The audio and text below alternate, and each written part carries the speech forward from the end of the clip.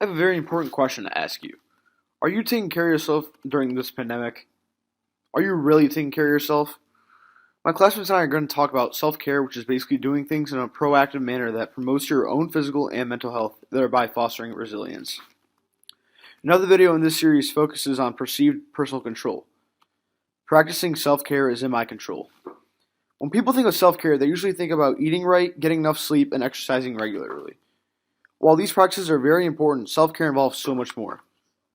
For example, here are some other ways to practice self care. Even if you are staying home, as discussed in a Harvard Extension school blog, resist the temptation to lounge in your PJs all day. From an emotional standpoint, and when things feel out of control, we can ignore our most basic needs. Practice basic hygiene like taking a shower, brushing your teeth, and changing your clothes. Many of us are in survival mode. Sometimes hygiene is neglected. Another way to practice self-care is to make it a point to connect with nature every day, even if you just go outside to your backyard. Fresh air and sunlight are so therapeutic. I know, you may be thinking, but I don't have time for self-care. Lakeland psychologist Dr. Browner recommends referring to a webpage about self-care that was created by the Counseling and Mental Health Center at the University of Texas at Austin.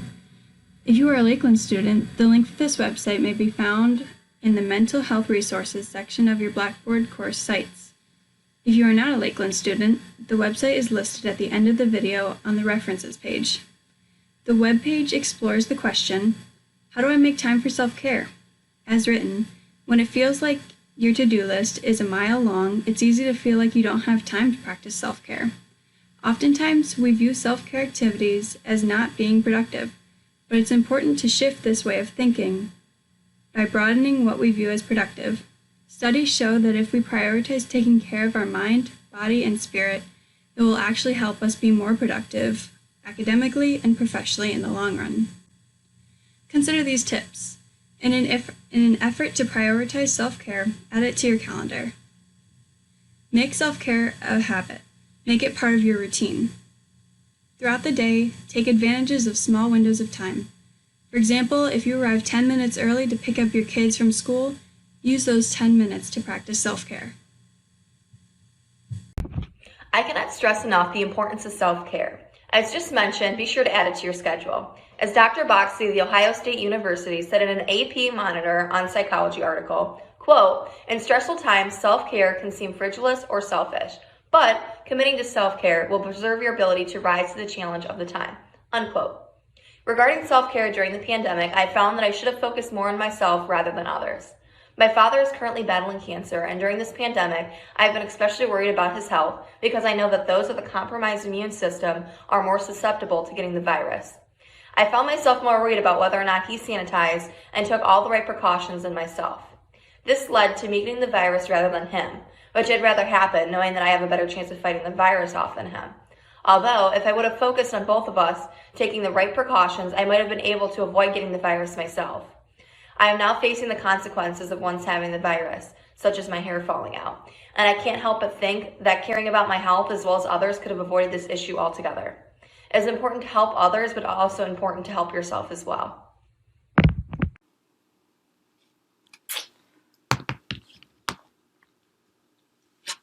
For me, it's been very important to carve out time in my weeks for my self-care. Throughout the pandemic, I've been in school, had a job, then lost that job. In order for me not to lose myself, I plan out my weeks as best as I can and find specific time to relax. This can be something as simple as doing a face mask or even watching an episode of my favorite TV show. Here's a self-care idea. Watch movies with a resilience theme. Here's another self-care idea. Dance. Professor Teichman mentioned she has been having a lot of impromptu dance parties with her two young children, and they've been returning to the 80s and 90s with their music selection. How have I practiced self-care during the pandemic? I spent time relearning how to do an old hobby that I loved. I used to play the guitar when I was younger all the time, and I loved it. I couldn't remember why I stopped playing, so I decided to get my guitar back out and reteach myself how to play again. This is self-care because I wanted a hobby to keep me occupied, and I knew it would make me happy, so I spent whole days trying to figure out how to do everything again just to make myself happier during the pandemic. Music is so powerful. One of the things that Lakeland psychologist Dr. Browner personally does for his self-care during the pandemic is to simply just put on his headphones, sit down, and relax. Doing that for around 10 to 15 minutes each day helps him relieve stress so he's able to get back to his work and feel refreshed. Another component of self-care is self-compassion. As discussed on the University of Texas webpage, quote, self-compassion is treating yourself like you would treat your best friend. Talk to yourself the way you would talk to someone you care about.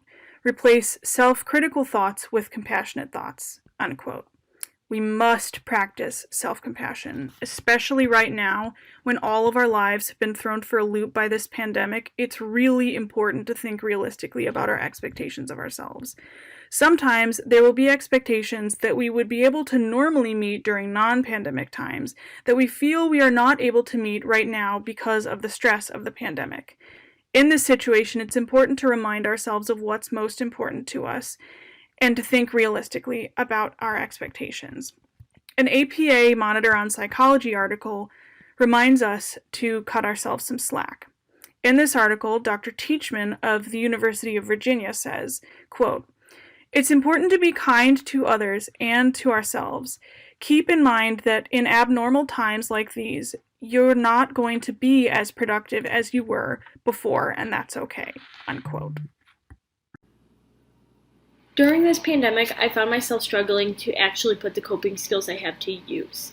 I've been stuck at home with 6 other people in the house, all of us struggling with new issues and stressors that we've never dealt with before. I attempted to use the coping skills that I've used in the past, but they just weren't really working out for me. Therefore, I forced myself to try new things so that way I wasn't feeling like I was going crazy, helpless, or like I was losing control over things. I truly believe that trying new things is vital to self-care, even if it's the smallest thing, just as switching up your routine to allow better flow and just make things work out a little easier in the house. Especially when you're feeling like you're stuck in place or you're sinking, switching things up and trying new things could really work out for you. Another important self-care tip to practice is trying to unplug from technology. Take a break from social media and from watching the news, especially if it's causing you too much stress or frustrations. And when you do decide to use social media, use it mindfully. To financially stay afloat during this pandemic, I've been working 2 jobs on top of a full-time school schedule. After realizing that my physical and mental health just started to deteriorate, I decided that once a month I would request off of both jobs. If that's approved, I would take that day to do whatever I feel is necessary, whether that be clean the house, catch up on homework, take a nap, or just do absolutely nothing. I'll leave that up to myself to decide. Do you know what a powerful self-care activity is? Giving your pet some love.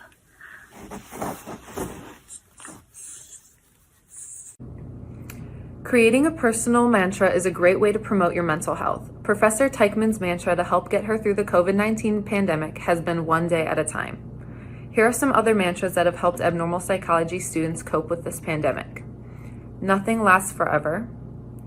I am healthy, strong, happy, and calm. Just keep swimming. This too shall pass.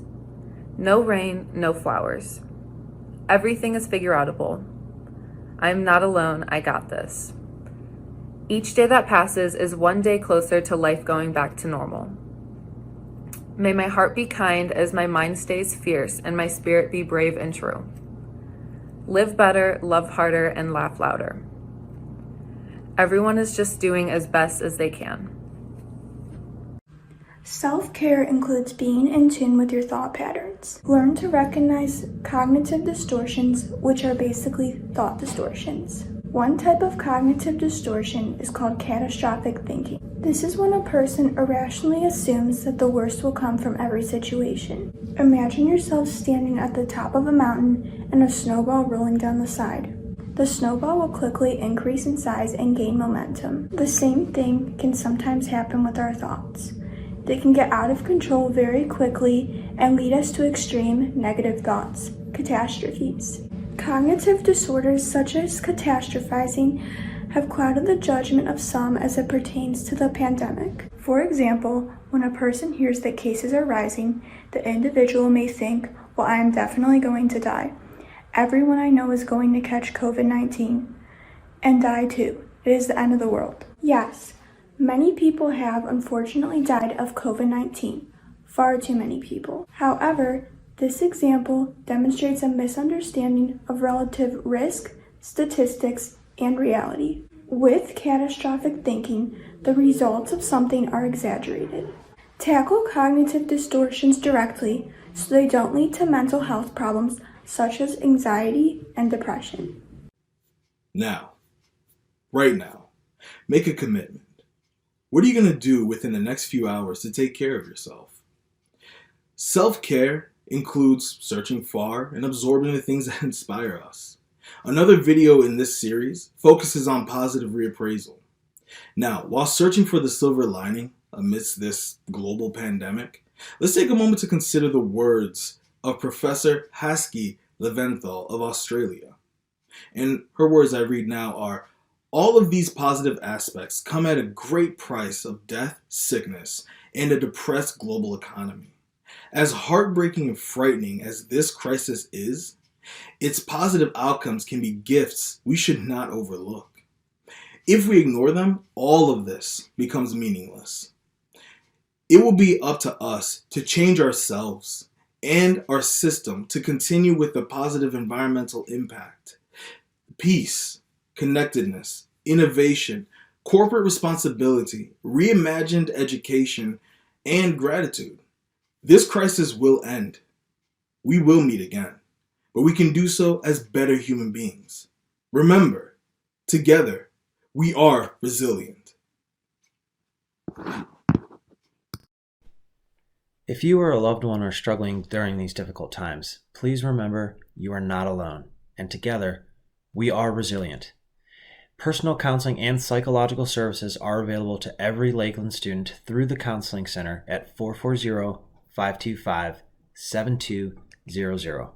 If you or a loved one are seeking substance or mental health treatment services in the community, please call 440-918-2000 to reach the Compass Line, a service of the Lake County ADAMHS Board. Operators can connect you regardless of insurance to services not only in Lake County, but surrounding counties as well.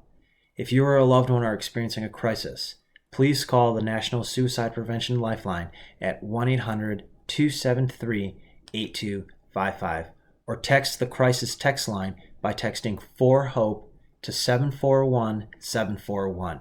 If this is a life-threatening emergency, please dial 911.